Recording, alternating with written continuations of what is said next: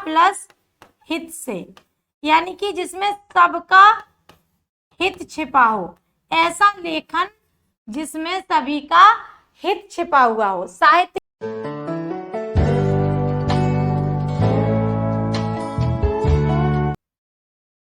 नमस्कार, जय हिंद, जय हिंदी। मैं आरती द्विवेदी स्वागत करती हूँ आप लोगों का अपने यूट्यूब चैनल में। जो लोग बीपीएससी का अभी मेंस भरेंगे, जिन्हें 68वीं मेंस देना है या 69वीं देना है, कुछ भी देना है, उनके लिए अगर वो लोग हिंदी ऑप्शनल रख रहे हैं, बहुत लोग कंफ्यूज भी होंगे कि अब ऑब्जेक्टिव हो गया तो जीएस रख ले, लेकिन देखिएगा कि ऑप्शनल में भी इसका, वो इंटरव्यू में भी इसका बहुत महत्व रहने वाला है, क्योंकि जो भी आप ऑप्शनल रखेंगे उसको डीप में इंटरव्यू में पूछा जाएगा, तो आपका पढ़ा हुआ होना चाहिए। बाकी आपकी मर्जी है, जिसमें आपको रुचि हो आप वो रखिए, जो आप अच्छे से कर पाए। हम तो हिंदी पर बात करेंगे क्योंकि हमें हिंदी पढ़ाना है। तो जो लोग बीपीएससी का मेंस लिख रहे हैं उनके लिए भी, और चूंकि ऑब्जेक्टिव हिंदी पढ़ाऊंगी तो इस सिलेबस के अलावा भी मैं संपूर्ण हिंदी पढ़ाऊंगी, तो जिन्हें यूजीसी नेट या फिर टीजीटी पीजीटी कोई एग्जाम देना है तो उनके लिए भी ये क्लासेस इंपॉर्टेंट है, वो लोग भी देख सकते हैं। आपके सामने बोर्ड पे बीपीएससी का सिलेबस खुला हुआ है। इस सिलेबस से ये खंड फर्स्ट है, इसके बाद खंड सेकंड में इसकी बुक्स दी हुई हैं, जो राइटर और बुक्स हैं वो भी दिया हुआ है। सिलेबस आप लोगों के पास होगा जिनका हिंदी ऑप्शनल है। तो ये केवल सिलेबस है, इस सिलेबस को भी पढ़ाएंगे, इसके अलावा जो यूजीसी नेट और उसका सिलेबस है उसको भी पढ़ाएंगे। तो पहले हम इसी सिलेबस पे चलेंगे। तो जो लोग बीपीएससी देने वाले हैं उनके लिए तो ये है ही, वो अपना देख लें, और जो यूजीसी वगैरह देंगे उनके लिए भी ये क्लासेस बहुत इंपॉर्टेंट होने वाली हैं। आइए ये देखिए बाकी का सिलेबस है, जिसमें कबीर ग्रंथावली, सूरदास का भ्रमर गीत सार, ये सब राइटर और उनकी पुस्तकें दी हैं जो सिलेबस में है। हम सिलेबस डिस्कस नहीं करेंगे क्योंकि ऑलरेडी कर चुके हैं। हम डिस्कस करेंगे हिंदी साहित्य। क्या डिस्कस करेंगे?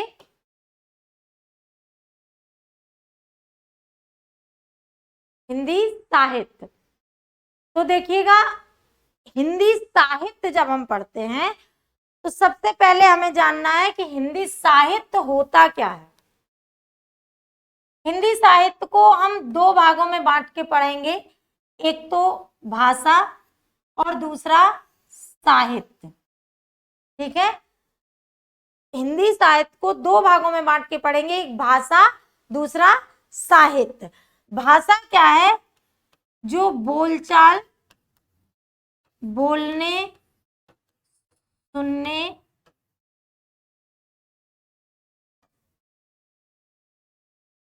बोलने सुनने का माध्यम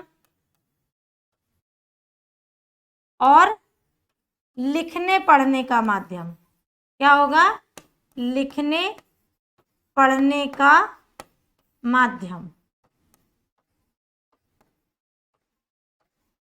भाषा में हम लिपि शामिल करके चल रहे हैं, इसलिए इसे हमने लिखने का भी माध्यम बताया। तो भाषा क्या है? बोलने सुनने का माध्यम है प्लस लिखने और पढ़ने का माध्यम है। तो भाषा में हम क्या क्या पढ़ेंगे कि किस तरह से भाषा का प्रयोग करके हम कोई साहित्य बना, हिंदी की भाषा क्या है, क्या किस तरह से उसका विकास हुआ, उसके क्या नियम है, ये भाषा में। और साहित्य हमने एक वीडियो डाला हुआ है, साहित्य क्या है, आप लोग उसे भी देख सकते हैं।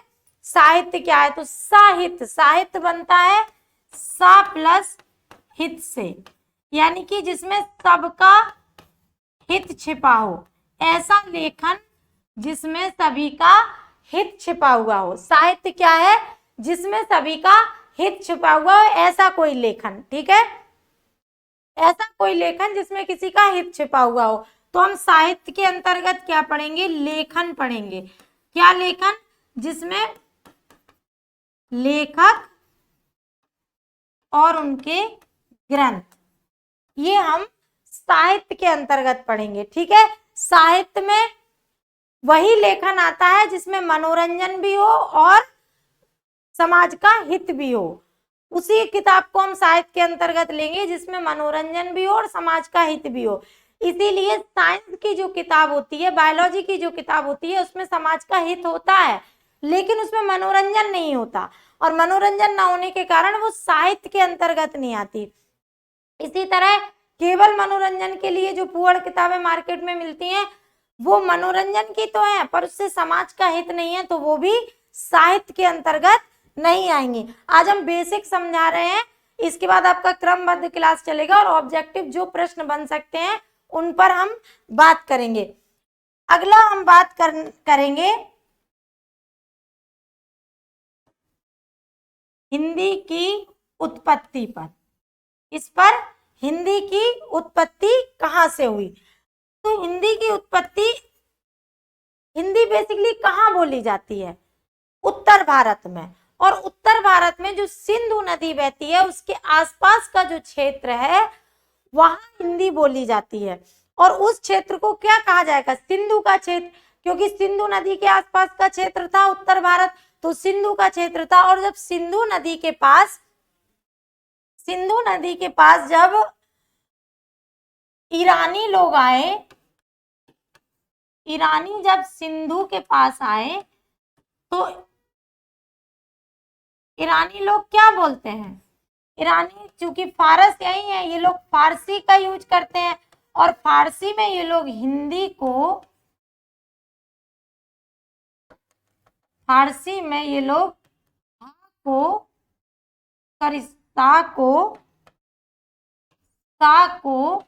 हा बोलते हैं। इसलिए इन्होंने क्या बोला? सिंधु को हिंदू कहा। क्या कहा? सिंधु को इन्होंने क्या कहा? हिंदू कहा। और सिंधु को हिंदू कहा, हो सकता है ये लोग सिंधु ही कहते हो पर इनकी जो टंग थी उससे हिंदू पता चलता था, तो यहीं से सिंधु को उन्होंने हिंदू कहा। तो जो सिंधु के आसपास के रहने वाले लोग थे वो हिंदू जनसंख्या हुई, और उनकी जो बोली थी वो क्या कहलाई? हिंदी कहलाई। ये तो एक उत्पत्ति मानी जाती है कि इस तरह से हिंदू नाम पड़ा। इसी को अंग्रेज बाद में इंडिया बोलते हैं, ठीक है। और वैसे इसका लिखित में संस्कृत के शब्द सिंधु से ही इसकी उत्पत्ति मानी जाती है। संस्कृत का शब्द था सिंधु, जिसे ईरानी लोग हिंदू हिंदू कहने लगे, उसी से क्या हुआ? हिंदी की उत्पत्ति हुई। ईरानी शब्द से सिंधु क्या बना? हिंदू बना। हिंदू में जब एक प्रत्यय जुड़ा तो ये हिंदीक बना, और हिंदीक का अर्थ होता है हिंदी का। हिंदीक का अर्थ होता है हिंदी का। और इसका विकसित रूप क्या हुआ? यूनानी शब्द, इसे यूनानी लोग इंडिका बोले, और अंग्रेजी में इसे इंडिया कहा गया। हिंदी भी हिंदी का ही परिवर्तित रूप है। हिंदी जो है वो हिंदी का ही परिवर्तित रूप है। हिंदी का यानी कि हिंदी, ठीक है। इसे हिंद का या हिंदी का कुछ भी कह सकते हैं। अगला है, मतलब हिंदी की उत्पत्ति आपको पता चली। अब हिंदी भाषा का हम पढ़ेंगे उद्भव और विकास। क्योंकि भाषा की कभी उत्पत्ति नहीं होती। हिंदी शब्द की उत्पत्ति तो हमने बताई, पर भाषा की उत्पत्ति नहीं होती, क्योंकि भाषा धीरे धीरे धीरे धीरे डेवलप करती है।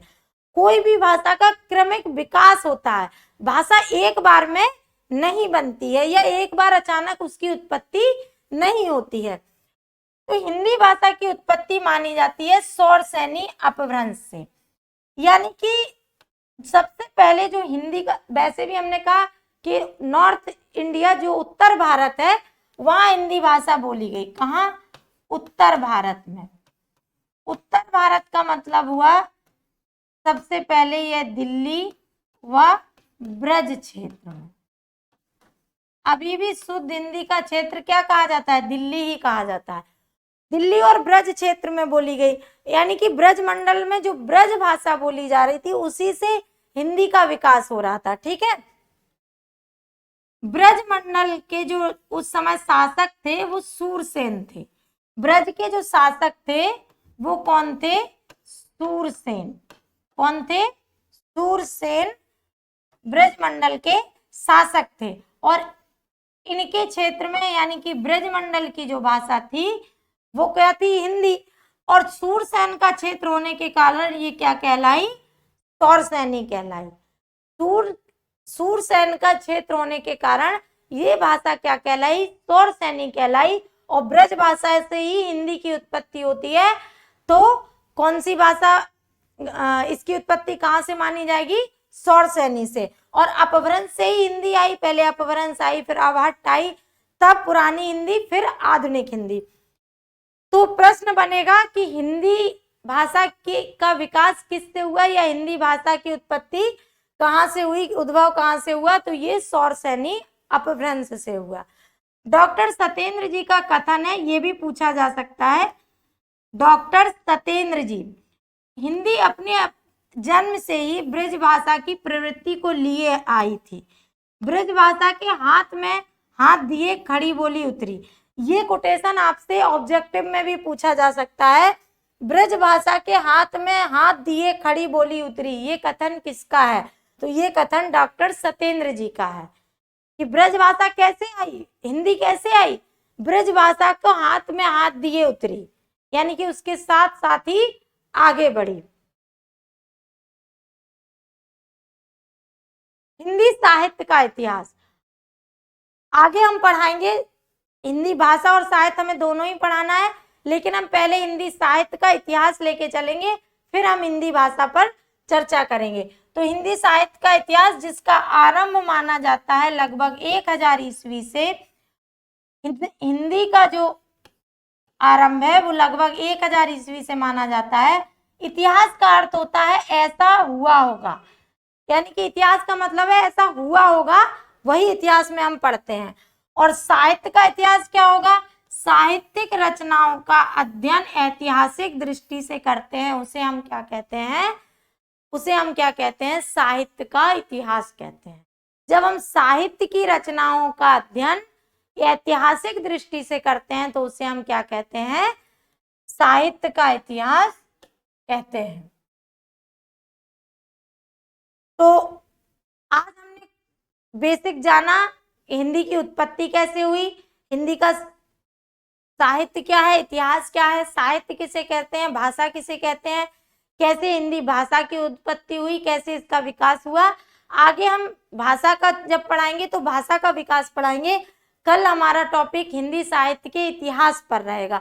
धीरे धीरे काल पे हम जाएंगे, जैसे इतिहास लेखन पढ़ लेंगे, उसके बाद हम पहले आदिकाल, फिर भक्ति काल, फिर रीति काल, फिर आधुनिक काल, इस तरह से हम चलेंगे। और हर काल के सभी राइटर, उनकी रचनाएं जो इम्पोर्टेंट है वो हम सब आपसे डिस्कस करेंगे। क्योंकि अब ये उस तरह का नहीं रहेगा कि आप किस सिलेबस में खाली कबीर दिए हैं तो आपको कबीर ही पढ़ना है, वो सेकंड टॉपिक में दिए हैं, लेकिन फर्स्ट में सब समाहित होते हैं। जब आपको सारे काल पढ़ने हैं तो उस काल से जुड़ी हुई सारी जानकारी आपको चाहिए। यानी कि अब आपका जो पेपर है वो टीजीटी, पीजीटी या यूजीसी जैसा ही होने वाला है, बीपीएससी वालों का। तो अब सबका सिलेबस एक ही जैसा है, तो आप लोग देख लीजिएगा। आगे हम आपको साहित्य इतिहास लेखन बताएंगे, किसने पहली बार लिखा, कौन कौन सी किताबें लिखी गई, उन सब पर चर्चा करेंगे। हमारे साथ जुड़े रहने के लिए धन्यवाद। आप लोग को कैसा लग रहा है, पसंद आ रहा है, नहीं आ रहा है, हमें कमेंट्स बॉक्स में जरूर बताइएगा। धन्यवाद।